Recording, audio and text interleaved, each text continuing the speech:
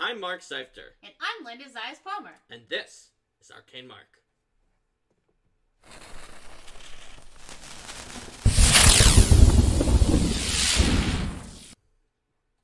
Welcome everyone to our very first Player Tools episode. Player Tools, building an engaging character. Players. Hey, we've got a microphone that doesn't bust out when we do Otherwise that. known as an episode we never would have been able to do with the old microphone, because it would have just popped like crazy. Yep. So, players, we're going to do Player Tools, and this is not about building the most powerful character that you can build. It's about building an engaging character. And Steven Glicker says you're welcome about the microphone. All right. Rico and Elfro are getting in there on that hype train. What actually having a sock on a microphone does and why they're relevant. Yep. Sure are. All right, we got our hype emote.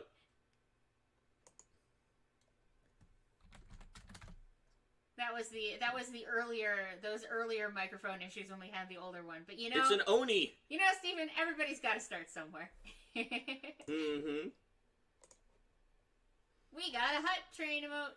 Yeah, we got an Oni. That's pretty cool. Everybody who was part of the hype train got an Oni. Alright, so let's talk about what we mean by an engaging character so that we can sort of set the grounds for what we're going to be doing. To me, an engaging character isn't even a character you can universally build and just say, this character will be an engaging character, because an engaging character has to be a part of their team and a part of their adventure or campaign in a way that makes them engaging. Like, there can be a character that turned out to be super engaging that we talk about on paper and it sounds like that might not be that engaging, but it turns out that it would be in that group in that game. And similarly, you can have a character who has a backstory that's like sounds super like epic and powerful and very thought out and tied to the world, but wound up not really being that engaging because of the fact that it was a very self-centered story. Like, I was once a god, but I was struck down to first level by my enemies, and I'm not more powerful than any of you. I'm built using the same rules, but I have to work my way up with these regular people who are in my group until I can someday achieve you my have a godhood. character in the game that I guess is on hiatus, potentially indefinite hiatus now, who thinks that he is a god, and but then that sort of comes into play though, because he still thinks he's invincible, but he's not, and my character is. So he thinks that he is Baldur, right? Well, that's not a game of Pathfinder, though. That's a game of The Strange, and I feel like we decided that he's right. Yeah. That he is Baldur in some recursion of reality. But I mean, it doesn't have to like be about Pathfinder directly, right? The idea that you have this out there backstory. Stupid mistletoe. We had a Christmas episode, and I had to run away. But my character then thinks that she's a Valkyrie whose responsibility is to make sure that he then doesn't get himself killed because he thinks he's invincible and he's not. So, like, he has that sort of wacky backstory, but it has a direct impact on how he plays in every session, and also is a part of how his character connects to another character, and the two of them came into the game with the pre-set up relationship. And I think I was using that more as an example to get into the idea that having pre-existing connections and relationships between your character and other members of the team is a really awesome way to have a character be engaging right from the get-go.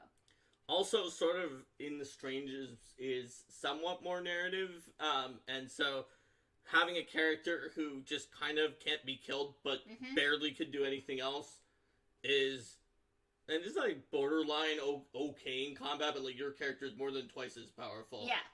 Is just kind of funny, and it works for that game. In Pathfinder, that's not necessarily a great idea for an engaging character to be someone who can't be killed but is not going to contribute to the fight. So that proves it also depends on what game you're playing. Yeah, it does. Very much so.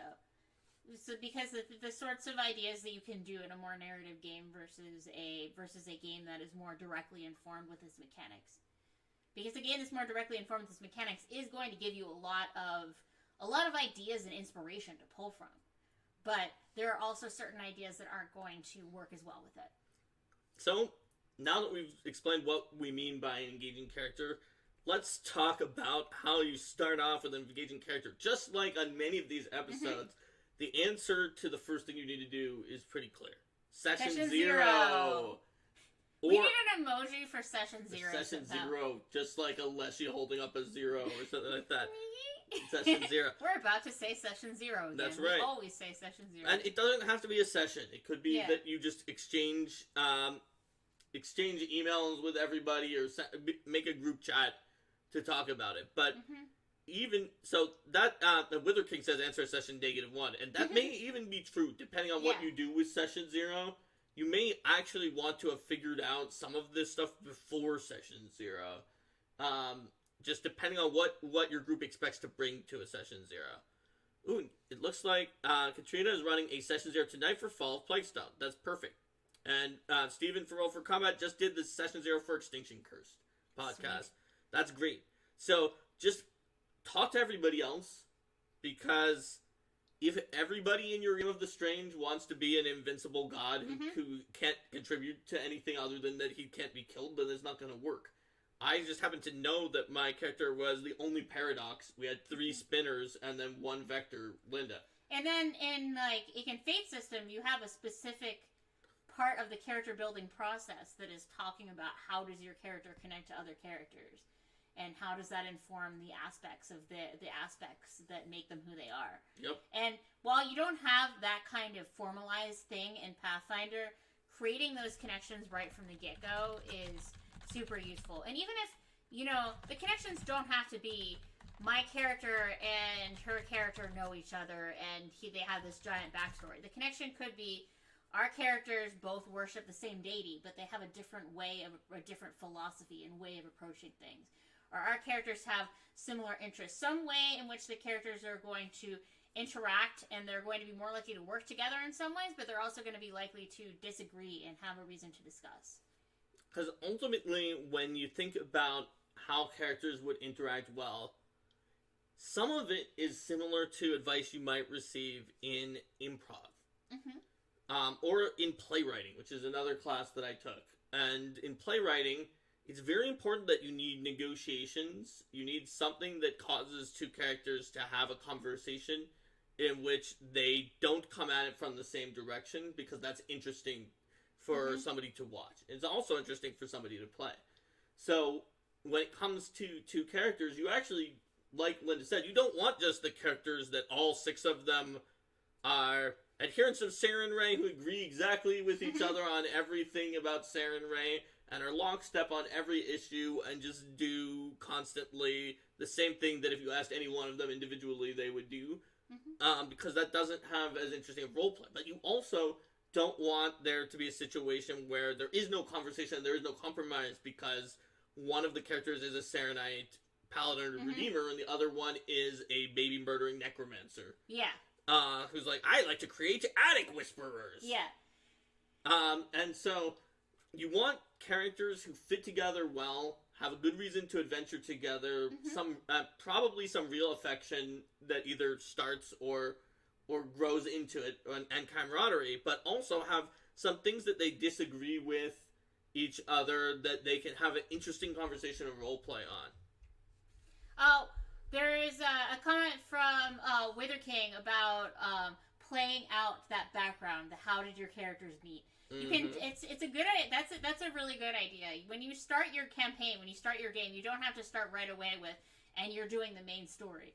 I mean, you see it a lot of times in TV shows where they'll have those first few episodes where they kind of show how things came together before they start to introduce the main villain and things like that. And that is super useful to have those starting few times to show, okay, Because that also helps set up the how the characters are going to interact and give people a chance to settle into their characters' personalities before they're dealing with more long-term problems. Because when you're playing a character and you come to a game with a character, it's not like something like a novel or a TV show that's fully scripted out before anyone sees it. It's something that the character is going to evolve, and they're going to evolve pretty fast in the beginning as you're getting your sense of what they're going to be like and what they're going to want.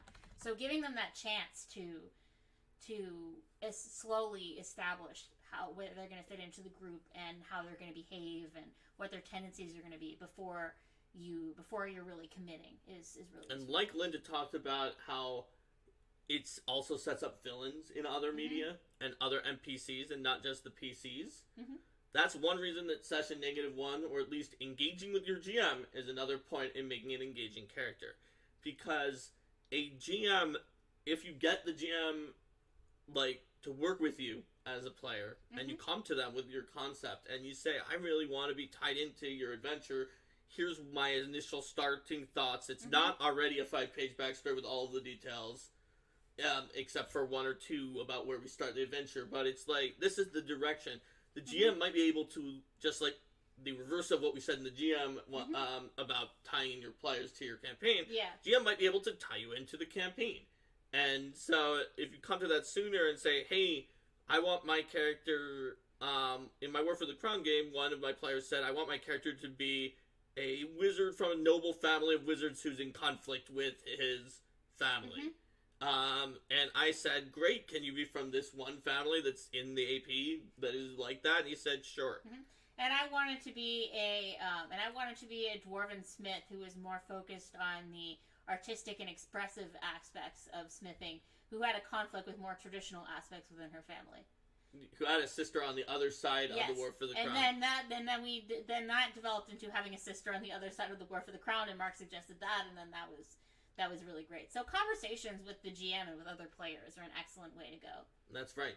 Because ultimately, when it comes to introducing your characters, if the NPCs are introduced earlier on, and obviously as a player, there's a limit to what you can do if the GM is not going to want to introduce the NPCs, but it can just make those NPCs really seem more impact when they turn out to be a villain, or you meet them and later on, you're like, I remember this person, rather than, oh, they just came up out of the blue. Thanks for the cheer, GM Reckless. So when you have these NPC connections too, that can go both ways. And Bacon Golem. So you can tell the GM, hey, I want to be connected to some kind of noble family here, but you can also say, hey, I want to have these characters in my backstory. My character's family lives over in this area, and this thing and the other thing, because that's a way. The backstory is a way to communicate to the GM what elements you want to have show up in your game. But you can also communicate to the GM what elements you want to have show up in your game by telling them what elements you want to have show up in your game. If you know. You might not. Maybe the backstory is just the way that your creative mind expresses what elements that you want, and you couldn't just directly give them a list of elements. But maybe you can. Maybe you say, listen, I really love werewolves and devils. And I would like... I'm not going to say my character is a werewolf or, made a pact with the devil, but can we work werewolves or devils into my backstory and also into the campaign in a certain way? Or, I want my character to have been a former pirate. My character's a former pirate. I want these kinds of connections and skills that she developed as a former pirate to come up, and I also want, something from her backstory to come up and come back to haunt her. And, Bust Out the Silver, says Ular Warlord, which is what I was thinking of. Yes. Wither King says you could build a character backwards, brainstorm what you want to do in the campaign, and then build a character off that. That's almost not necessarily backwards for some groups. The player I was talking about with War for the Crown, what class his character actually was, he wasn't sure until the end, and he's a wizard, just like his family, but he was almost a sorcerer or a rogue with multi-class into spellcaster. And he constantly threatened to retrain into sorcerer. Yes. Because I was giving free retraining during the playtest, and he's like, maybe I'm gonna be a sorcerer this time, and he never actually did. No, he didn't. But he almost did, like, every session for the first 8 sessions, I think. Yep. But for him, that wasn't as important as the fact that he had some arcane talent. It was gonna be an arcane sorcerer if he was a sorcerer, and that his family were wizards, and that he was against the family in their traditionalism versus his chaotic, like, pro-peasant slant. And Katrina has another idea, starting with an interesting mini and making a character to fit, modifying if needed to work well with the group of the game. So Absolutely. starting with a mini or any other, like, an art piece that you find particularly inspirational of any kind. Which makes me think, Session 0 is a good place to start, but maybe we didn't start with the right starting point. Here's a good starting point for our stream. Starting points. What is the starting point for your engaging character? It should be something that excites you. Like, for instance, most players would be very excited about an interesting mini.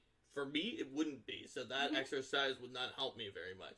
But for someone who loves painting minis and is really into that, maybe that's the biggest thing for them. They might not be someone who engages as much with the role play and, like, the politics of what the in-world nation that you're dealing with is, but that mini, like, getting the one that's perfect for their character, is colored just right, and it is exactly how they see their character, or a piece of commissioned art.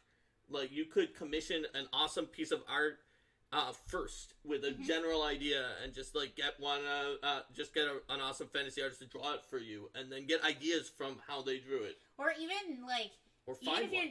Or find one. Like, I certainly have drawn some inspiration for characters from just searching things like, you know, fantasy elf forest or stuff like that, and scrolling through various art on Google Images. I mean, oh hey, like the Rasa Ladara and Kingmaker came in part from that.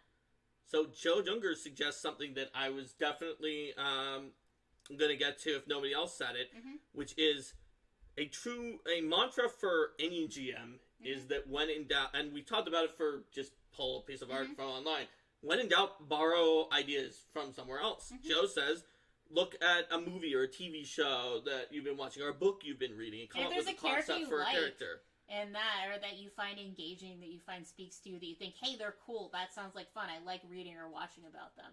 That's a pretty good sign that you would have fun playing them. That's right. And so what you do next, though, this is important for building an engaging character. Yes. What you do next is not try to build exactly that character right now. Yes. You start by, wow, I really just like this character. Even in this book, I already like, this is my favorite. Think about why. Because your character at the table, I guarantee you, is not going to have all the things happen to you that happen in the book or the TV show. Especially if your favorite character is a protagonist and not a side character. They get a lot of weird special treatment in a lot of books. So, but think about why you liked that character. What was it?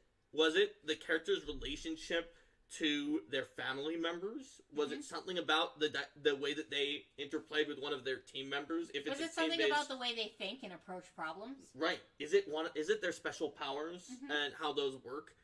Like, what is the part that you liked about them? And then Katrina nailed it on if the part you liked is their powers, how do they get there? If you're starting at level 1 and you say, well, the thing I like most about Goku in Dragon Ball Z is that he can blow up a planet with his attacks. And that's why I like him. That's why I want to make a character like that. It's the only reason.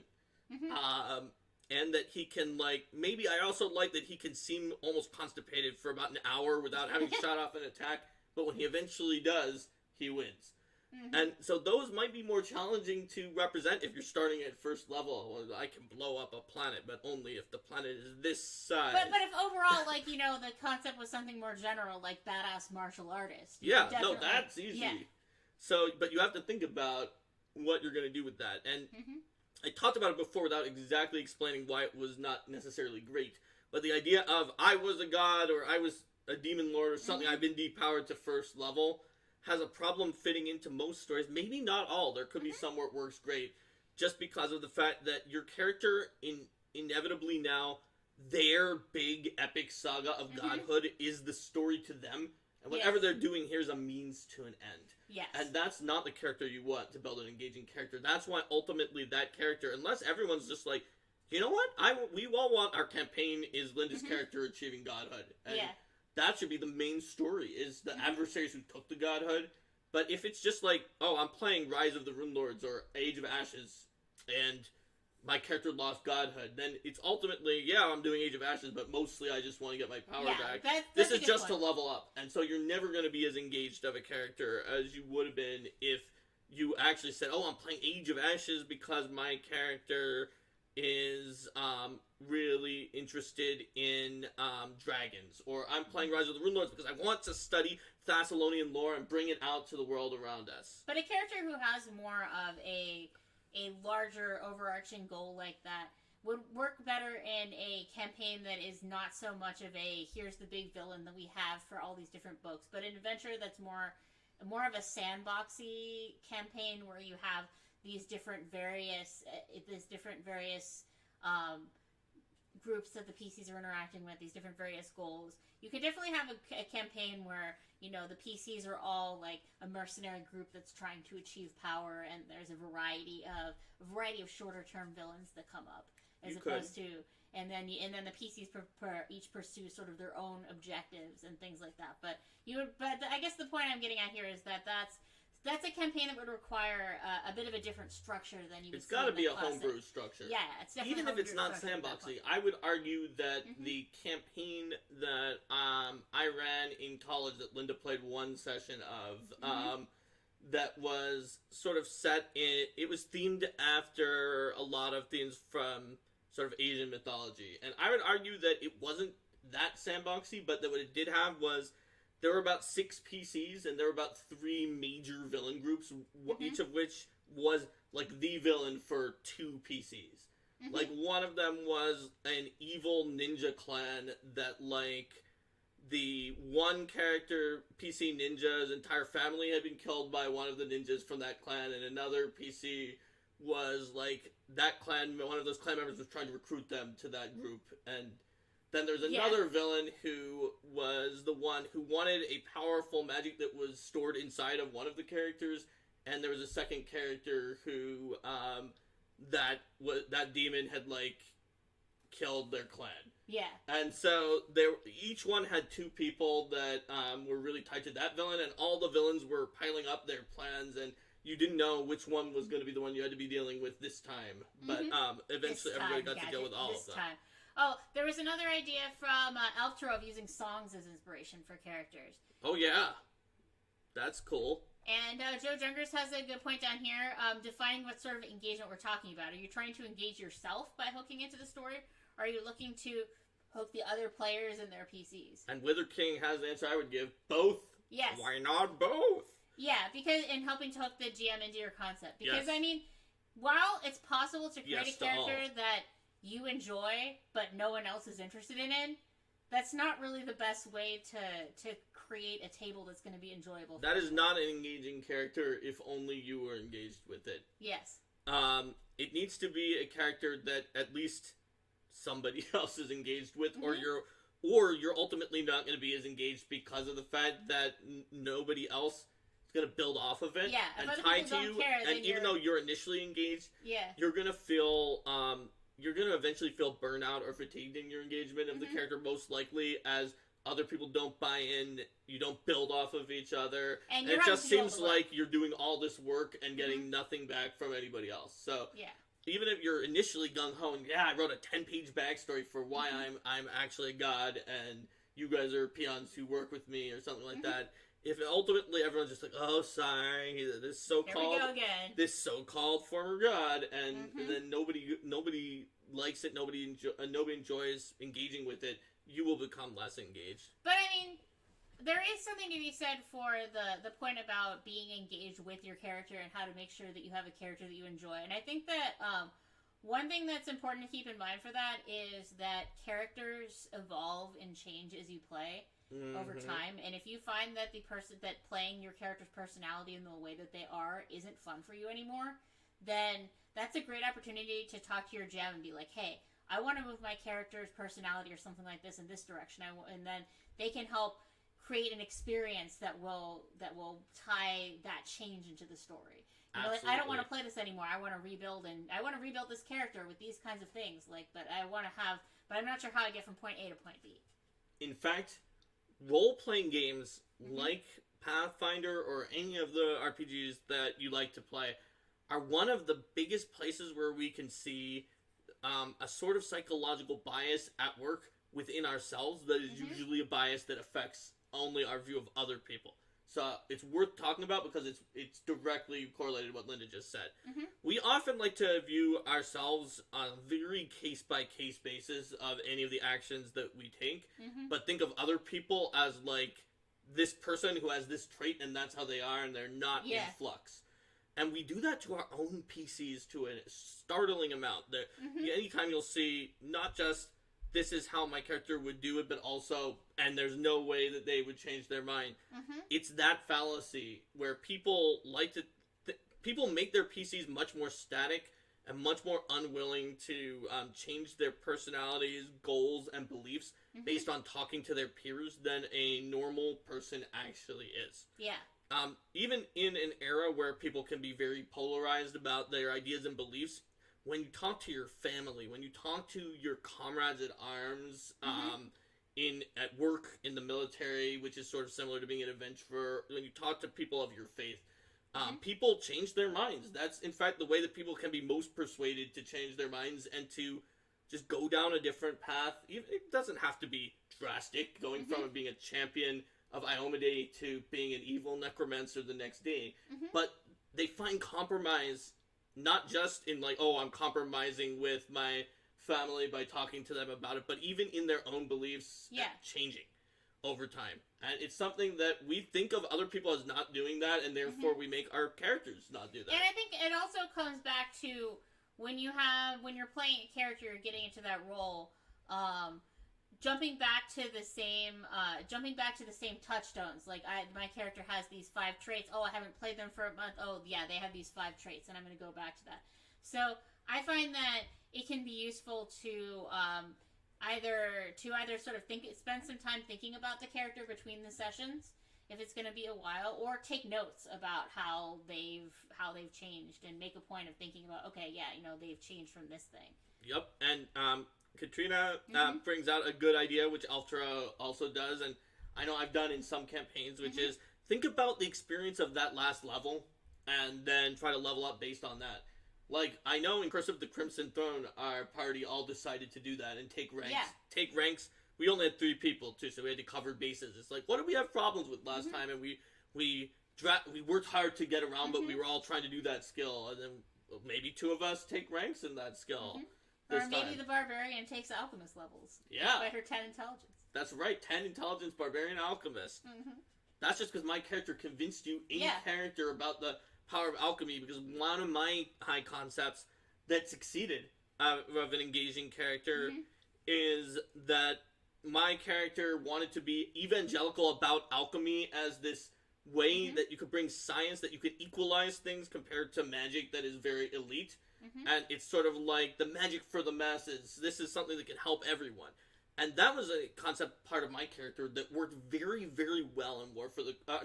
in Curse of the Crimson Throne, there was a section about curing a plague that my alchemist was able to make real change, start up a shop, have it taken away by the plot, try to get it back.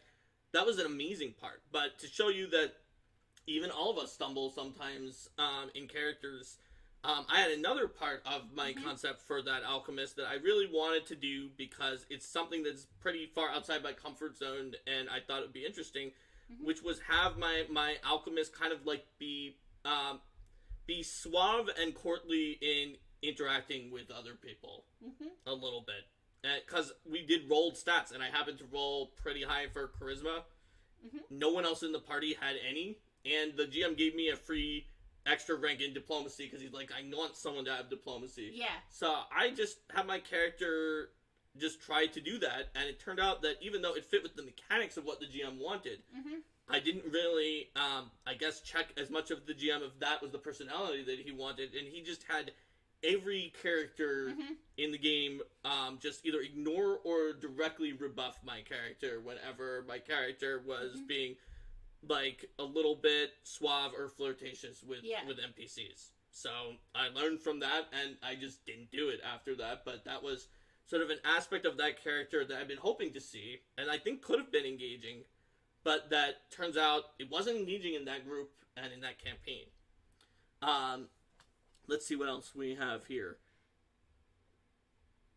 There's a tabletop RPG. The XP. Before that, Stonemonkey said Stonemonkey had a thing more specific about keeping track of how characters evolve. Tries to write down one thing at the end of each session about how their character. You scroll. Might have changed. Stop scrolling. Might have changed how they think or how their view was challenged. Doesn't have to be a big thing. Yeah, that's really pretty cool. I like that. Yeah, of how its view was challenged, even if it was affirmed. Yeah, or it was reaffirmed. It's like now I believe this more strongly than ever. And Elfro played an RPG where XP was writing down things you did, and each line was 1 XP for that thing. And after 6, the value of the stat went up. And in Burning Wheel and Mouse Guard, you have to make some number of successes and some number of failures with a particular skill to really learn about it. I really like that system in that, like, failing at a skill is critical to learning how to be better at it. I honestly think that's part of what makes it a great system for children, is that children innately don't want to fail at anything because they're children, so making it so they need to fail to level up in Mouse Guard / Burning Wheel really trains them to be willing to, they were like, oh yeah, I'm going to try this thing that my character's not good at to fail to level up, and just with the carrot. Yeah. And then later, if they play another RPG where there isn't that mechanic, they're still more willing to fail. But I mean, it is a lot more realistic that you're not going to get better if you're not doing something that challenges you. Yep. To the point where you can fail.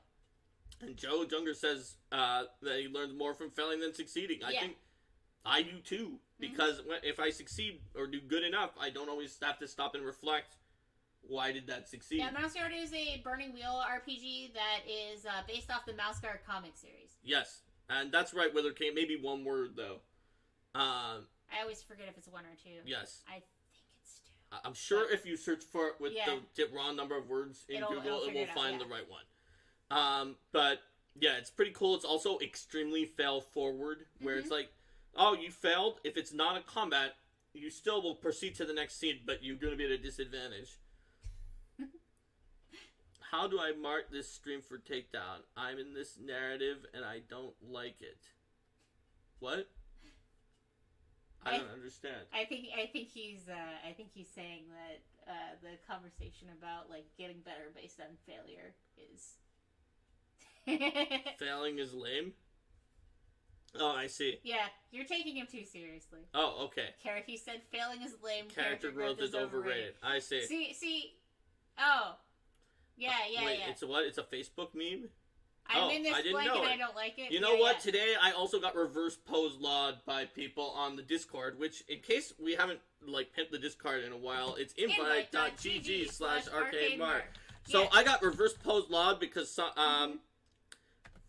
what happened was there was a post with a trollishly terrible survey, and I was like, okay, this is not only bad, but it also just already doesn't do the Likert Scare wall because it swings in the middle, in addition to the several other bad things. Yeah. So I feel like the person who made this troll question realized how much they were messing things up by making it non-parallel, starting with disagree. But they didn't realize even swing in the middle was bad. And Script, who had put it up, said, oh, you think this was a troll question? This is actually a question for a job application to work for the U.S. Census Bureau. Oops. So that was reverse pose law, which is,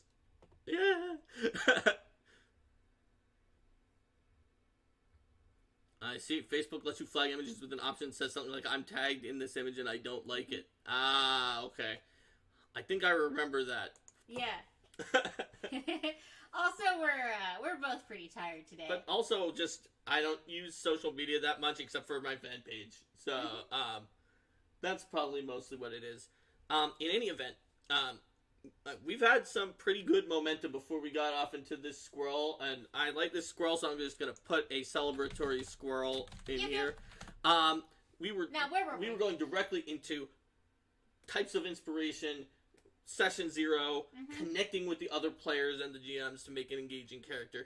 So when it comes to connecting with the other players and GMs, think about how your character is connected to the others. Someone mentioned in chat, and Linda mentioned not in chat, about Fate and some other systems that explicitly ask you to do this. But even if you don't want to highly build together your backstory with another player or other players, at least come up with one thing that is going to be a connection between those two characters.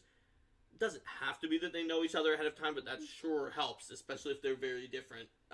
If they're very different now, or they could all be members of some kind of overarching organization that allows people with a wide variety of perspectives, such as the Pathfinder Society. That's fine, but I'd rather have a personal connection of some kind with at least some of the other characters, if not all of them. But at least a few that you actually are just like, no, like, the character I keep talking about from War for the Crown, who's the noble, was also best friends with this peasant who has a very similar worldview and also wants to do things in favor of the peasantry. Well, I mean, that specific example is because of sort of the question that comes out of this is like, okay, what if we don't have a session zero? How do we do it for organized play?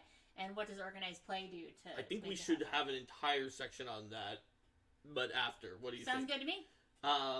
So, in terms of what I mean by making sure you have something that's your connection, having something that's your connection can actually allow you to play concepts that seem like that they wouldn't work. Like, let's start by imagining the Diabolist who keeps summoning devils and the Paladin. Okay, those are like stereotypical for not working. Or maybe the Necromancer. Okay.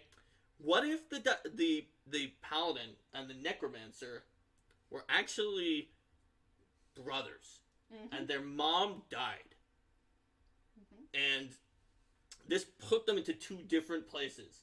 The Paladin was just cloistered into the church and decided to become a champion of justice, and maybe that's the older brother and the younger brother just studies magic. No, there must be some way to get her back. Yes. And winds up going into necromancy out of that sort of intent.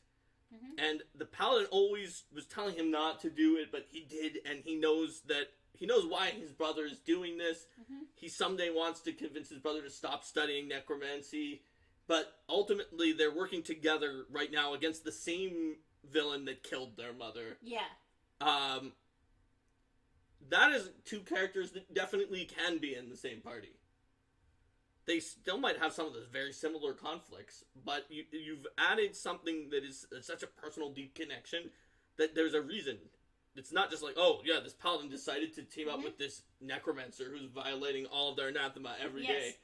It's like, this is my little brother. I have to help him. I'm not just going to smite him. I'm not just going to leave him alone, or he's going to go from, like, dabblingly-ish gray Necromancer who sometimes raises undead and is trying to get mom back into probably, like, hardcore, all the worst stuff. And if I can travel with him and connect with him more, then I can potentially help be a good influence on him and turn him away from this dark path. Whereas, while Paladins, in theory, want to do that to everybody, they have a limited amount of spoons, just like the rest of us. Yeah. And they can't spend their spoons redeeming every single Necromancer in the world. Even if all those Necromancers would agree to party with that Paladin. I am a Paladin. I travel in adventuring parties with at least 21 Necromancers at the same time. Stunt Monkey says Edward and Alphonse Elric from Full Metal Alchemist. And I was definitely thinking a little bit about the Elrics when I started coming up with this bring mother back no matter what. Where, well, we're sure, one of them was like, we've got to do this. And the other one was like, I don't know, but we're brothers, we're going to do it together. Yeah.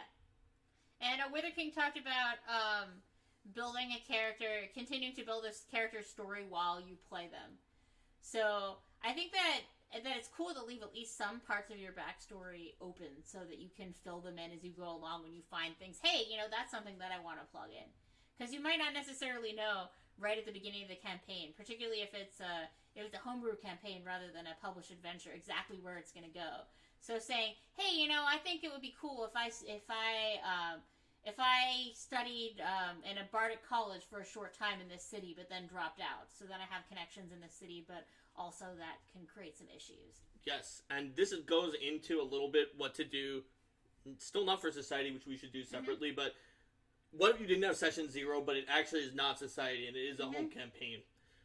You can do something like, hey, GM, I never really said where I went to school, but now that we're in War for the Crown and the Kitharodian Academy is coming up, I think it makes sense that Bardic Academy where I studied could have been the Kitharodian Academy. Is that going to mess things up for the story, or is that going to make it better? And the GM's like, ooh, that has some interesting... Yeah. That has some interesting connections. Let's say you did study at the Kitharodian Academy all along. The GM can do this from their side as well. Like, I did a good job of mentioning family members to our sample War for the Crown character, but I forgot one guy who's just this annoying, obnoxious character that you are meant to hate, because he was not very important to the overall story. And so, when I introduced him, I hadn't told the player about this, but I was like, this is the guy who... He's a fighter, you're a wizard. Your wizard family always liked you, even though you were the black sheep, because you were talented, and they didn't really like him. And he just hated you and bullied you as a kid, and he hates you so much. And he was like, that's cool. And I did that as the GM, but you can do the same thing from a player where, like, let's say I hadn't thought of that, and I just described this obnoxious character, and like, you know what? GM, the player, could have said, my character hates this guy, and he probably bullied me as a kid. I would be like, yeah. He probably did. Yeah. So, it can come from either direction. It doesn't have to all be pre-planned. You can leave something open, or even not intentionally leave things open. When it comes to leaving open, the ultimate in leaving things open, and you definitely need to work with your GM to make sure this works out. Amnesia! That's right. That's right. Like, in the first campaign that Linda ever played that I was running, one of the players was a paladin whose backstory was that he had amnesia. And I've talked about it in the stream before. I went for a massive risk. I was like, you're okay with anything then? He's like, yeah. So I was like, okay. I went for a massive risk where his character was the BBEG of the campaign. Although there was psychic magic involved, or psionics involved, and he split off himself later on when that was revealed and kept playing. But that his character before the amnesia was the BBEG of the entire campaign. And that could have gone real bad, but the player loved it so much. He took psychic warrior levels with his paladin. He's like, well, if I was originally a powerful scion, I should have some psychic abilities too. Yeah. So you can definitely there's give and take when you're building an engaging character. And if you ever think, oh, this is only about the things I have to do to build an engaging character, then you probably haven't reached out enough to the other side, to the other players, to the GM, to come up with more ideas. Someone in the chat earlier that we missed talked about riffing off each other's ideas in the Session 0, and you can build really amazing groups in that way. Of come with what you have, leave holes, riff off of them, come up with something else that neither of you might have thought of that work together between them. Yeah. Wheeler King wonders how well I pulled off your character was the BBEG. So, I think I pulled it off very well because the player liked it. Everyone was so shocked. Yeah. I just gave him this special sword at the beginning for free. I was like, you have this magic sword. It counts as both cold iron and silver and gets through any alignment DR. And so later they were fighting who they thought was the BBEG, who was half celestial and half fiend. So she had DR, unless your weapon got through both good and evil DR, and she was resistant to cold iron and silver. And his weapon was really good at killing her. It was also sort of a sacrificial athame for the ritual, but that's okay. Also, she knew about this whole plan of him having amnesia, but did not realize that the BBG just wanted to kill his own girlfriend to sacrifice her for his ritual. So she was constantly using selective spell to not attack him, and being like, why are you fighting me? You should work together with me. We should work to just kill them. We can do this together. And the player was like, she's supposed to be a manipulator who manipulated an entire tribe of Sahuagin to her side, even though she's not a Sahuagin. Her arguments are so stupid. She didn't give me any reason why I should work with her. No, I'm not going to work with her. I'm just going to kill her. And so then afterwards, he was like, oh, that's why she did that. And everyone was like, oh, wow, this all makes sense. It all falls into place. And then he thought it was super awesome because I let him roll a control check to do one last spell before the other guy took over, and he used the 9th level wish equivalent alter reality to give himself a split off as a new body. Monkey. Powered by the Apocalypse has good character creation stuff as well. Pick one character who knows something about you you'd rather not have anyone know, or pick a player who knows you.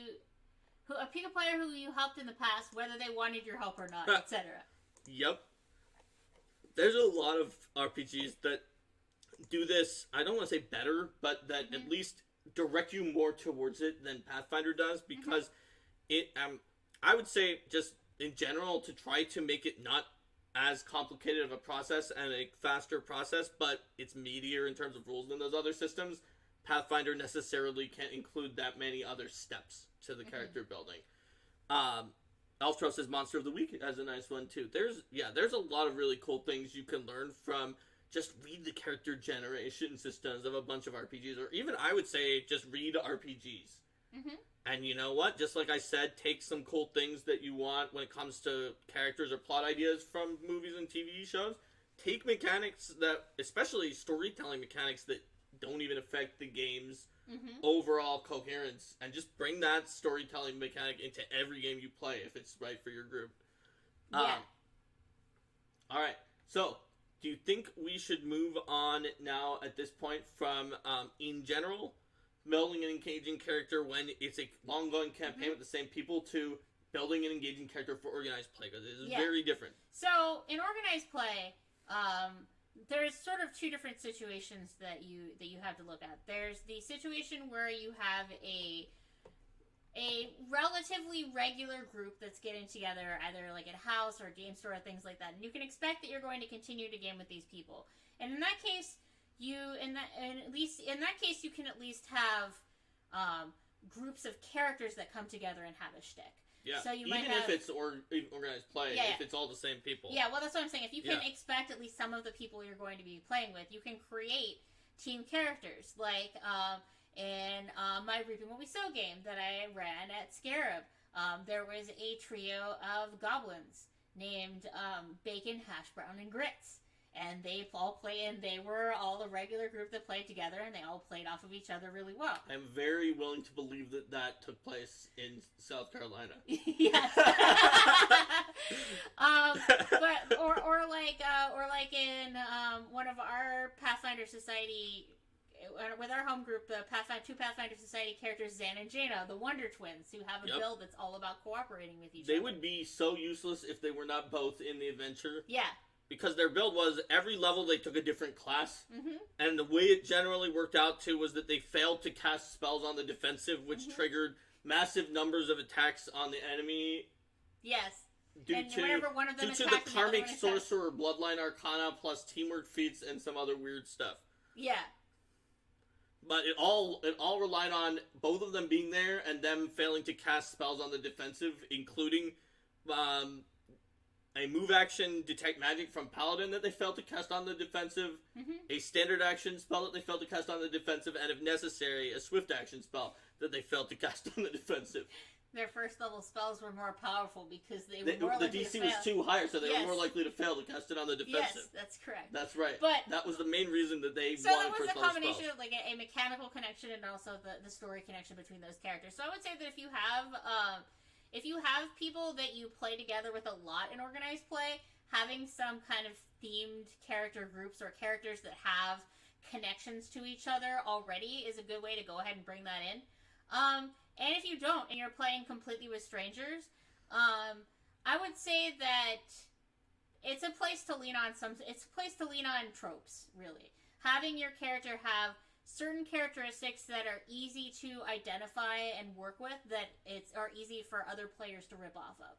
So having a character be a daredevil, or having a character be someone who is very focused on the goal of expanding alchemical experimentation, or things like that. Having them have a clear goal that they telegraph, and I find that when I play my organized play characters, they're a lot more likely than my other characters in home games to find excuses to talk about like what they care about and what they're trying to do. And also, I'd say there's two things going on here that we should tease out between the two of them. because you talked about both of them, and they are the two big things for organized play that I was going to say as well.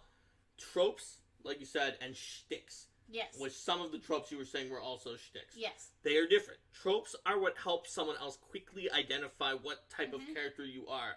This is sort of, in a way, playing to classic fantasy or whatever your genre is. Well, tropes. And that doesn't mean that your character has to be like it doesn't mean you're cliche. Stereotypical for their class either. I mean, it just means that it's good to have them have some sort of tendencies, some sort of characteristics that are really identifiable.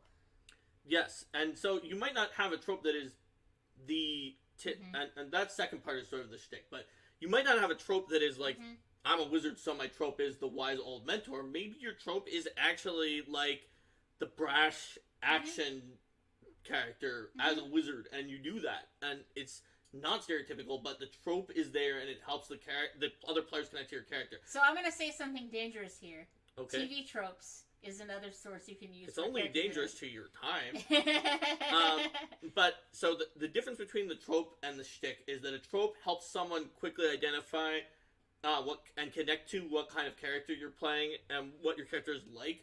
A shtick is something that some kind of gimmick, usually, that your character does in role playing, or it can be a little bit meta, that is memorable and easily identifiable. And in organized play, they may never play with you again, but they'll always remember you because of X, and that's usually your character's shtick. Oh, Joe Douglas has a good idea of trying to have an elevator pitch to roll out during the character introductions. Yep. Because the character introductions doesn't have to be 100% in character. You can give the other players information about your character at that time that they can help rip off. That's where the tropes can help you. You even could give an analogy to a character in media to help people. It's like, my character is kind of like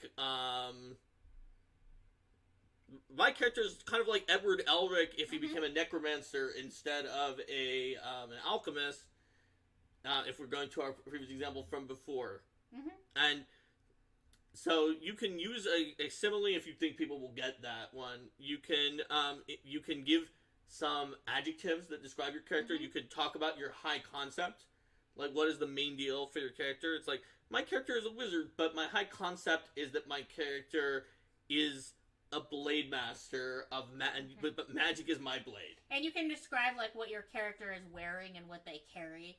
Because, not character art will help with that exactly. as well. Character art, if you have it, or because the way that they carry themselves, their posture, things like that, helps people relate to that character and imagine what they would be like in the space and engage with them more easily. Right. Nomad has a good point about if you're playing...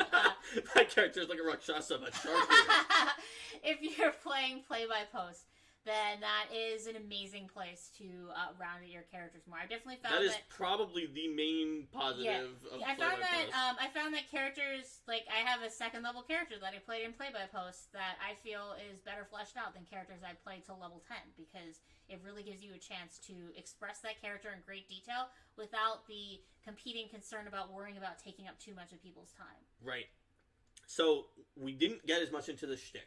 So, why the shtick? Why did we sort of mentioned those kind of concepts and tropes in not organized play character. We did not mention shticks. Your character could have a shtick if you're not an organized play, but sometimes having a shtick when you're not an organized play has a downfall, which is that your character's shtick gets repetitive, and people don't want to deal with the shtick constantly. Or a catchphrase or things like that. Well, catchphrase can be part of your shtick, like, time for freedom. Yeah. Or something like that on your end like, character. if you say time for freedom every single session for an ongoing campaign, or you just tell all the foes, prepare for freedom. But if you do it in like a one shot or like in every encounter, then people will just remember you're the one who always said prepare for freedom. If you have a shtick in an organized play game, it actually can help because there's very little time for those other players to connect to you and to try to figure out how to roleplay with you. And it's very likely that no matter how cool your backstory is, no matter how fleshed out and believable of a character you are, all things that can make you more engaging in a long-term campaign, that's going to be lost in the convention slot where it's loud and people can barely hear you. Yeah. But the fact that your character... the fact that your character talks in a mechanical style voice and always refers to things with math analogies or something like that. Then we, oh yeah, it was a math guy. They're gonna remember that, or they'll remember the other shticks that I'm blanking on other shticks that I've seen over the years, but I've certainly seen a lot of them, and those can be memorable. Or like, one person whose shtick was that they were the paladin who writes down everything that happens and took real world notes about the names of everyone, and like basically during downtime, when, because it was Pathfinder First Edition, sometimes it took really long to get back to your turn, was just recording in first person like a diary of the adventure, and like read off some highlights from it at the end of the adventure, and just had that for everything that they'd ever played. And, that having was their certain shtick. Tendencies and habits. And I think that one thing that helps too is you really get out of a session what you put into it in many ways. So I look for opportunities to have my character engage with other characters too. Like exactly during the downtime when something's being looked up or when it's not your turn and other things are going on. Having it engaging other characters and like commenting on having your character comment on the things that they do and agree with them or disagree with them, or that helps you. It's a lot easier to be engaging to another character if your character reaches out to them and starts. That's right, because most people have trouble engaging with you, so if you seem interested in their character, that helps too. Joe Younger says that his deaf barbarian ignores players who are out of line of sight. That can work really well. My former illiterate character who got banned by a change in additional resources in Pathfinder Society had a thing where just from his oral tradition he memorized texts. And he could not read the faction letters that were always sent at the beginning of the mission. So, in his, sort of, where he came from, which was, he's a Khalid, they believed that sun shamans were the ones who preside during the day spiritually, and moon shamans provide during the night spiritually. Which meant that I found the most, depending on whether it was during the day or the night, the most Saren Ray-ish or Desmond-ish person in the group decided they were that kind of a shaman. There usually was someone who was vaguely into one of those two things. When you played with then I gave them the piece of paper and said, please, Sun Shaman, tell me what's on here. And then I told them out of character, you can tell me whatever you want. If your character doesn't agree with this mission, I don't mind if I don't do the mission. I like when you played with my paladin, who also had a shtick based on faction letters, where she would read it out loud and she'd be like, Amara Lee has also sent me on the following mission. And then she would read in a loud, clear voice what her faction mission was, so that she wouldn't be keeping any secrets from her group. But then, like, this character passed his mission to her, and then you worship Shizuru. Yeah, worship Shizuru. That was you were a sun shaman. So it was like Coulson Maldris is giving you the following mission. And Amara Lee's mission was not secret, but I think mine, when you read it aloud, actually was supposed to be secret. Yeah, exactly. And Samuki has a good point. It's important not to take a shtick so far that it's annoying. The point is to be memorable and not to annoy people, which is why it works better in organized play than in a home campaign. And it still can be too much, even in organized play. If people are laughing at your shtick, then you're probably good. But if people are kind of, seeming like they're getting sick of it, then... Yep. Usually, if you don't go too overboard on this shtick, you're not going to reach a point where people are fed up with it after one game, but it is very possible to have one, especially if it's an uncomfortable shtick that nobody liked to begin with because it's kind of creepy or weird. So I guess, this goes just into the general idea of making sure that you are playing, your character is not memorable because they make people uncomfortable or because they're annoying or things like that. Yes. The point of the shtick should be something that makes the character funny or relatable. If the character keeps saying, "Are we there yet?" Yeah. Just every time anything's happening on your journey mission, "Are we there yet? Are we there yet?" No. That's literally something that's known to be annoying. If something is a classic example of being annoying, then don't make it part of your character's shtick. Steven Glicker says, "Stick about knowing Yiddish. Oy vey." That maybe should not be your character's shtick. There can be issues with appropriating real world stuff as your shtick that can cause issues, so do that very carefully. Make sure you know your group before you do that, and probably don't do that in organized play. I'll throw you had a player come and say it's not me, it's the character that's sexist. Nope.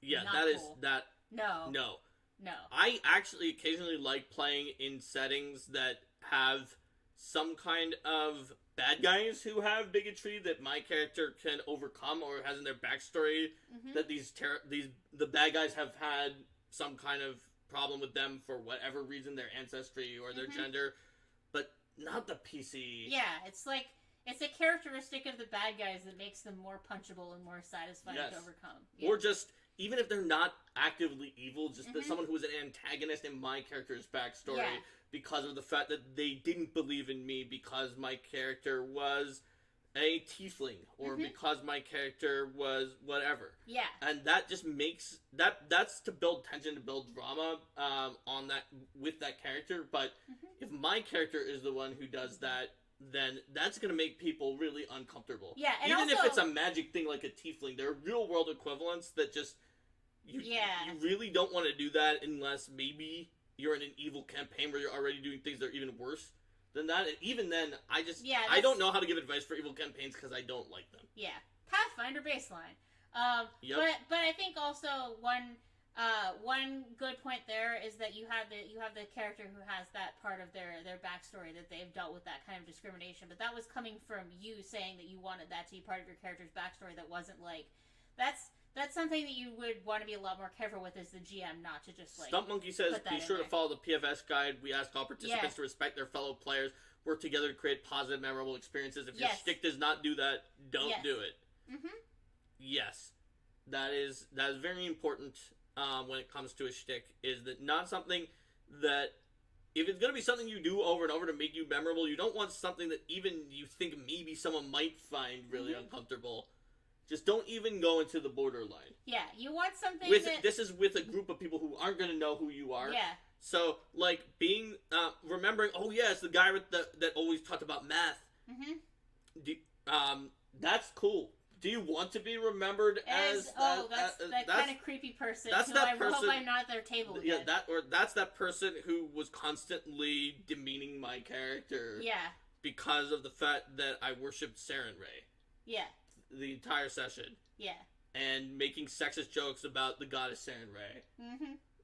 Because of their worshipping Asmodeus, who legitimately is an extremely sexist deity who hates Saren Ray. But do you want people to remember you as that person? No. Is that the experience you want to have them coming from the table? Is that something where you engage them? Maybe in a way, but that's not the kind of engaging character that we're talking about. Saran Wrap. Yes, we talked about that in the Discord. I like Rico's joke here. The problem with the character who always talks about math is about half the time he's really negative. Oh man, just don't get past the integers because that shit could get real quick. I knew another one was coming. Okay. You winced before I even said it could get real quick. I know, because you said integers and I knew you were going to make something about real. Oh, okay. Anyway. Maybe that joke was just imaginary. No! No. I feel like the suggestion is getting too complex. Nope, I knew you were going to say complex.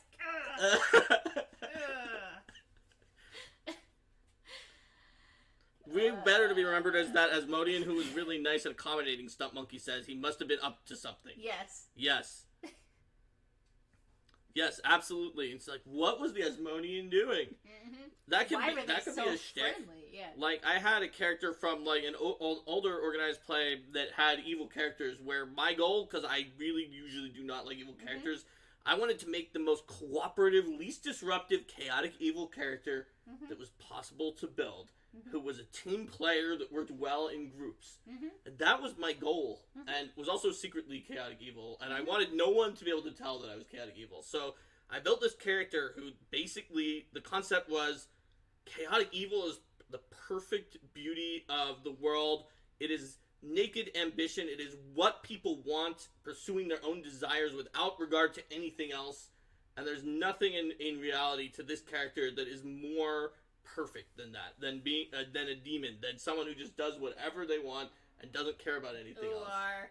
Umar kept Umar going. say? Don't What worry, did Umar Linda. say? I have a Slice slice of of pie. PI to help Oh, your okay, nerves. there you go. So PI pie. the way that this character worked, though, was it was also in D&D where there's a blood war and other evil people are fighting the demons, and she really likes demons. So she is completely against murder. You can only kill someone if they're chaotic evil, because then they get to be a demon.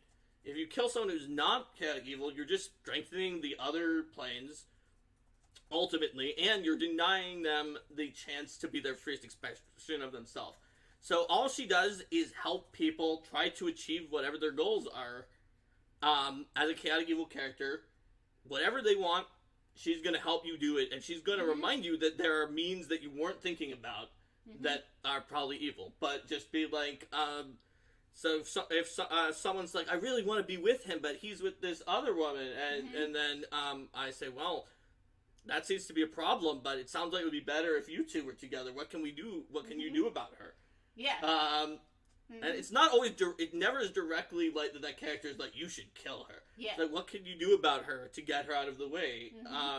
Because she's holding both of you back. And so that was my chaotic attempt at it. And she was all buffs, all healing, support cleric, who was just very much about rousing people to go for to follow their dreams, and is very aspirational. Do what you want, follow your dreams, your deepest desires, and that was the character. And it was very interesting. She had a shtick that I think people could remember. Was she secretly giving MacGuffins that we were like, I don't know what to do with this MacGuffin? I was like, maybe I can give it to my sister, who is also a very evil NPC in that shared living world setting. She could take care of it for her. Oh yeah, you're a good cleric of the good deity of love, who I was not. I'm sure your sister will take care of this great, but I guess the point is that you can have a character, even one like that one, who is evil, that has a non-disruptive shtick, and the shtick there was very helpful. Risky's, I don't know the answer. Risky's asking a question about lore in P2 versus PF1. I would say probably check out Gods and Magic, because I don't know the answer to that. But did we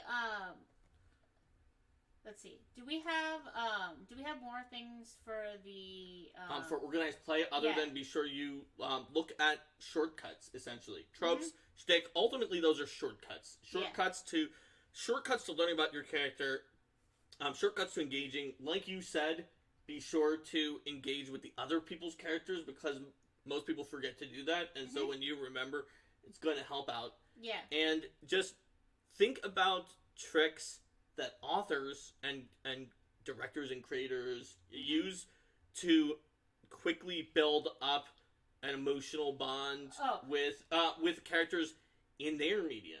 There are a lot of media that are really good at that, and sometimes it's because they have your undivided attention. Like, there are some movies that can get you invested in some of their characters within minutes, and there are different tricks that you can use towards that, and those tricks are some of the same ones. And we talked about tropes and shticks. I have one more.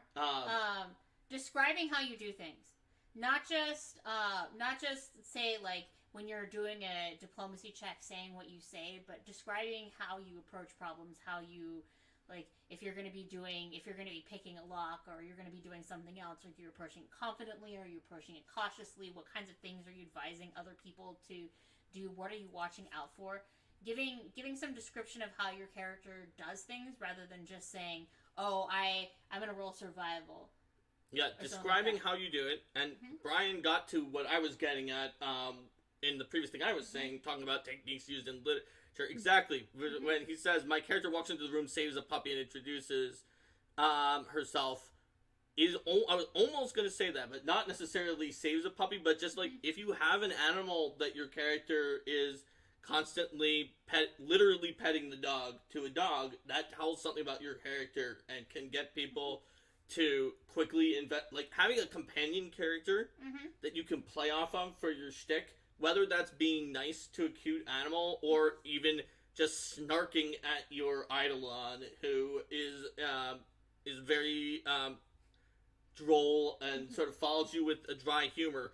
Whatever that is, having a second character that you can engage with, that, or even just a random dog that you bought specifically for this purpose. Rico, speaking of which, if they're Rico, constantly saving puppies, it shows they're secretly always putting puppies in danger. And Katrina has a good question there about suggestions of making duos in OP to make characters that work well together, but not to the exclusion of the rest of the group. I think that this is also related to, and just in general, if you have a few players who know each other well and then they don't know other people at the table, introducing those characters together during the character introduction phase, but also those characters then already know each other, and the other characters are the ones that they're trying to get to know. So that's the main thing. Leaning more into the part where those characters are focused on talking to the other. So they'll have their in-joke. They may have some of their in-jokes and snarks amongst each other. Like, probably try to keep the ones that are direct references to things that can't be easily explained and the super in-jokes to a minimum. But as opposed to, like, having shticks that build off each other that others can relate to is good. You can also lean into the in-jokes, but try to include...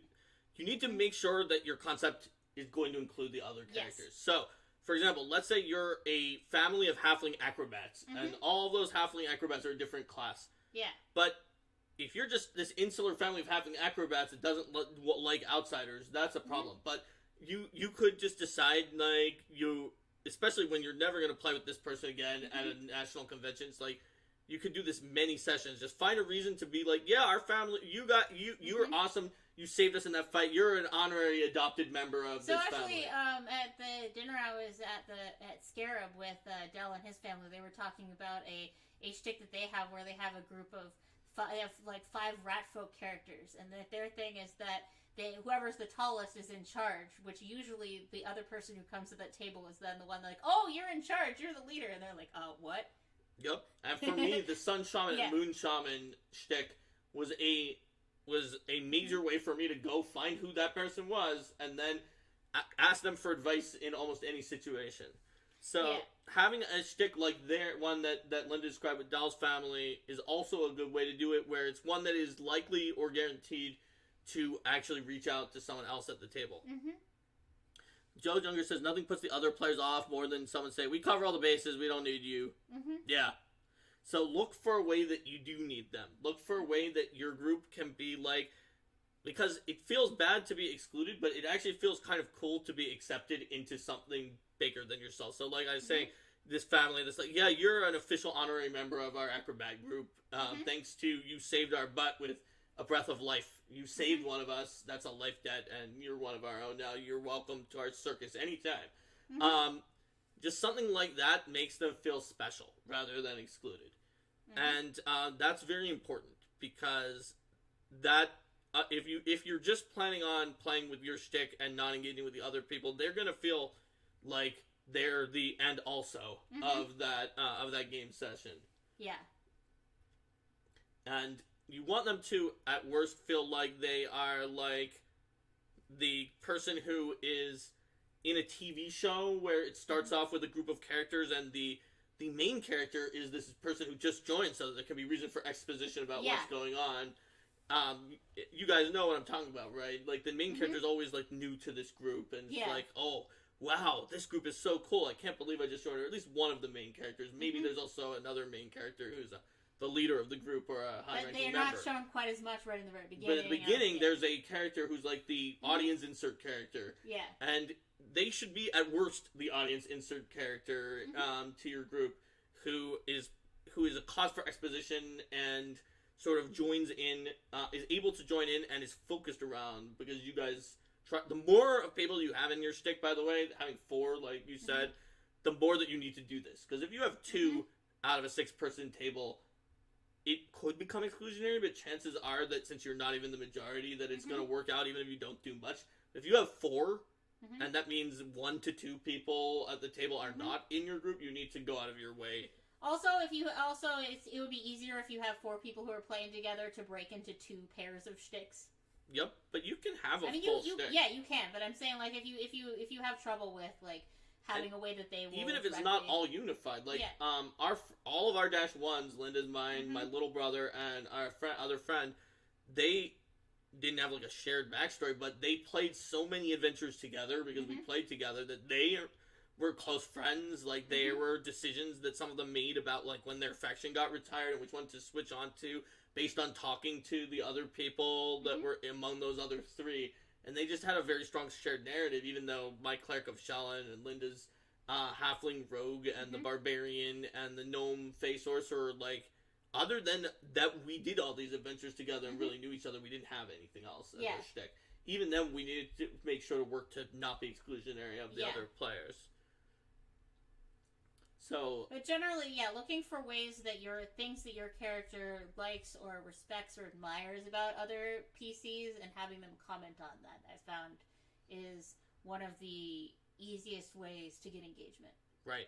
Rico says, as someone who's never played Society and hasn't played with people that didn't already know in like 20 years, these are interesting considerations. Absolutely. And it's not ones that we necessarily got right the first time, either in Society play. Well, no, I definitely, like, when I started my first Society character doesn't play, have a big shtick. Linda's kind of does, but mine doesn't. And I don't think I don't think Lysera is actually that memorable of a character. Like, you guys who even watched Steven's run of the first quest, where I played Lysera, who was also my -1 from PFS1, might not be able to remember very much about her from that. But I'm really connected to her because she was my very first Pathfinder Society character. Whereas, like, I was not as comfortable gaming with strangers yet because that was some of my first experience gaming with a stranger. So I very much, when I was playing those initial games, was just focused on playing off of the people that I knew and wasn't thinking about how to engage with anyone else at the table because I was just like, I'm in the convention and I don't really know people and I'm not really completely comfortable yet. And you did do something to try to get out there. Yeah. Which maybe is better than I did, which is create a character who is so overconfident, but she's overconfident because she's actually underconfident. She's insecure, and so she displays these brash acts of badassery mainly to try to show that she's great because she grew up, I think, in Druma with almost no money, where having a lot of money was a sign of value to your character. Yeah, so then as she got richer and richer, she, like, literally wore money in her hair. And she would just arbitrarily, like, we were walking down the stairs and she would do an acrobatics check to go down the banister even though there was a 40-foot drop on the other side. Yeah. Just like, because. Or, like, I remember there was some large open flame that the GM described being in a room in a dungeon, and I'm like, I want to walk along the lip of the brazier that holds the flame. I definitely had some GMs be like, what?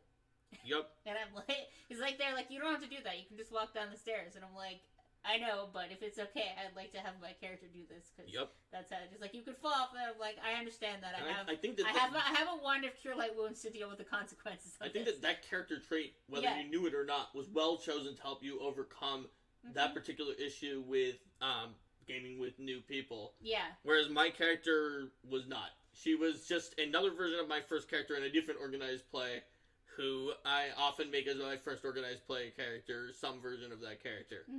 And she's probably not a good organized play first character or one for being memorable or engaging, although I do think she's a very good team player who plays well at the table, and that people like having her around, both for her personality and what she can provide, but she's not necessarily someone that anyone will remember.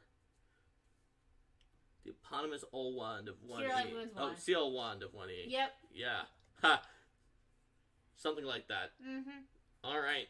That and her, that and the fact that she always carries a scroll of Breath of Life with her. So the idea, the idea is that she is a Daredevil character, but the other PCs should never have to pay for her Daredevil tendencies. That's right. Alright, so we talked about organized play now, as opposed to an ongoing campaign. I think that's actually it. Yeah. So first, let's give some XPs, and as we say goodbye to our good friend YouTube. Bye, YouTube. Bye, YouTube. See you next time.